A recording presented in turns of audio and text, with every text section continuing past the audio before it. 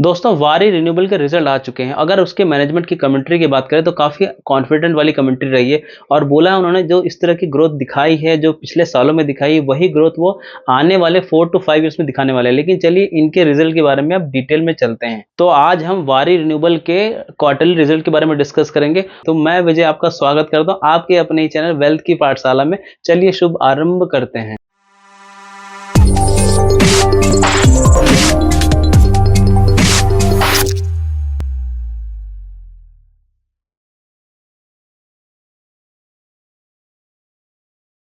अगर इनके quarterly result की बात करते हैं तो अगर सेल्स देखा जाए मार्च 23 से मार्च 24 यानी कि लास्ट ईयर के सेम क्वार्टर से इस ईयर के सेम क्वार्टर के अगर कंपैरिजन करते हैं तो 61 करोड़ की जो सेल्स है वो बढ़ के 273 करोड़ हो गई, यानी कि परसेंटेज टर्म में देखा जाए 348%। बहुत ही बेहतरीन नंबर प्रदर्शित किए हैं इन्होंने। 4.5 टाइम इतना करने में तो लोगों को कई साल लग जाते हैं और उन्होंने एक साल में ही कर दिया है ये क्वार्टर में। अब बात करते हैं लास्ट क्वार्टर से, यानी दिसंबर 23 से मार्च 24 की बात करें, लास्ट क्वार्टर से अगर इस क्वार्टर की बात करते हैं तो 324 करोड़ से 273 यानी डिग्रोथ रहा है अराउंड 16% का, जो कि अच्छी बात नहीं है। बट दोस्तों यहाँ पे हमें याद रखना चाहिए कि लास्ट ईयर का सेम क्वार्टर से जो इस क्वार्टर को कंपेयर करते हैं वही रियल कंपैरिजन होता है।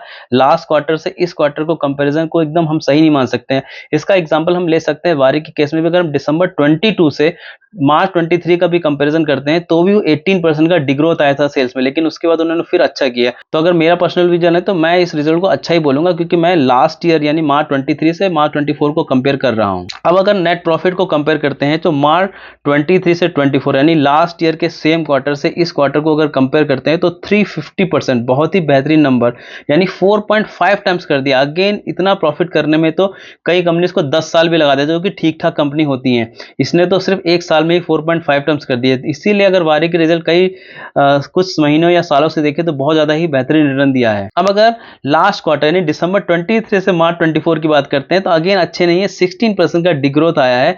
बट सेम अगर हम लास्ट ईयर जाते हैं यानी दिसंबर 22 से मार्च 23 का कंपेयर करते हैं तो इस बार तो सिर्फ 16% का डिग्रोथ आया है। लेकिन अगर लास्ट ईयर की बात करते हैं दिसंबर 22 से मार्च 23 की बात करें तो 52% का डिग्रोथ आया है। तो उस समय दिसंबर 22 में उनका जो प्रॉफिट था वो 25 करोड़ रुपए था, लेकिन मार्च 23 में जाके वो 12 करोड़ हो गए थे। यानी हम बोल सकते हैं अप्रोक्सीमेटली दिसंबर का क्वार्टर निकले ज्यादा अच्छा होता है कंपेयर टू मार्च का क्वार्टर। अब अगर इनके फाइनेंशियल ईयर 22 से 23 से 24 की बात करते हैं तो अगर हम सेल्स की बात करें तो 22 से 23 में 117% यानी 2.2 टाइम्स की सेल्स की ग्रोथ करी थी उन्होंने, जो कि बहुत ही बेहतरीन नंबर हो जाता है। अगेन 2 टाइम्स करने में कई कंपनीज को 10 साल 5 साल ऐसा लग सकता है, लेकिन इस कंपनी ने एक साल में ही कर दिया।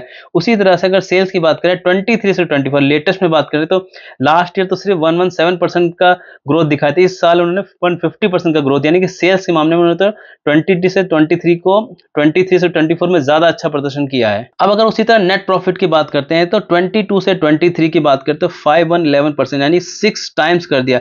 6 टाइम करने में तो कई कंपनीज को 10-15 साल भी लग सकता है, इन्होंने एक साल में करके दिखाया।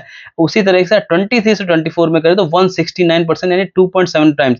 अगर हम 22 से 23 और 23 से 24 देखेंगे तो आपको 23 से 24 में थोड़ी कम ग्रोथ दिखाई दे रही है, लेकिन अगर सिर्फ 23 से 24 देखा जाए तो 169% या 2.7 टाइम्स करना कई कंपनी तो इसमें 8 से 10 साल लगा सकती है, इसने एक ही साल में करके दिया। यानी कि अगर सिर्फ 23 से 24 देखा जाए तो अभी भी ये कंपनी ने बहुत ही बेहतरीन रिजल्ट दिए हैं। तो अगर वारी रिन्यूएबल का रिजल्ट की बात करते हैं इस क्वार्टर को तो मैं बोलूंगा कि सेटिस्फैक्टरी बहुत अच्छे रिजल्ट आए हैं। बट अगर शेयर प्राइस देखा जाए तो वारी का जो शेयर प्राइस है कुछ दिनों से 5% के लोअर सर्किट पे ही लगातार चल रहा है। उसका रीजन ये भी है कि मार्केट भी कुछ दिनों से इतना अच्छा नहीं चल रहा है, और साथ में ये भी है कि नॉर्मली अगर पिछले क्वार्टर के कंपेरिजन में जो इतनी बड़ी ग्रोथ कंपनी अगर रिजल्ट अच्छा नहीं देती है तो मार्केट में भी नेगेटिव थोड़ा सेंटीमेंट हो जाता है। बट मेरे पर्सनल ओपिनियन के हिसाब से अगर आपने इस कंपनी में ऑलरेडी इन्वेस्ट किया हुआ है तो सिर्फ इस बेस पे कि इस क्वार्टर का रिजल्ट अच्छा नहीं आया है कंपेयर टू लास्ट क्वार्टर, तो सिर्फ इस बेस पे आपको इससे निकलना नहीं चाहिए, क्योंकि हमें हमेशा लास्ट ईयर के सेम क्वार्टर से कंपेयर करना चाहिए। और साथ में साथ अगर 23 से 24 का हम अगर डेटा देखते हैं तो स्टिल जो ग्रोथ स्टोरी वो बहुत इंटैक्ट, यानी कि हमें आगे आने वाले रिजल्ट पे नजर रखनी चाहिए। अगर ये सेम ग्रोथ दिखाता है तो कोई चिंता की बात नहीं है, क्योंकि अगर अभी भी इसका पी देखें तो 163 का, जो कि बहुत हाई पी होता है। लेकिन अगर जो कंपनी एक साल में डबल प्रॉफिट यानी 2.5 टाइम 2.7 टाइम्स ऐसा प्रॉफिट कर दे रही है तो आपको 20 से 30 के पी पे तो नहीं मिलेगी, वो महंगे पी ही मिलेगी। तो अगर आने वाले समय में ये कुछ दिन में और भी निगेटिव जाता है तो आपके पास होल्ड करने की हिम्मत होनी चाहिए। और अगर ये बहुत हाफ भी चला जाता है तो उसके बाद भी अगर आपको कंपनी की ग्रोथ पे, कंपनी के फंडामेंटल पे विश्वास है तो और इन्वेस्ट करना चाहिए। तो ये सिर्फ मेरा पर्सनल व्यू है।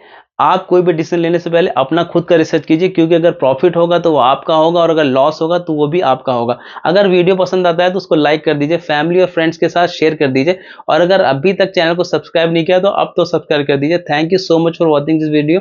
Remember one thing, learning is earning. जय हिंद।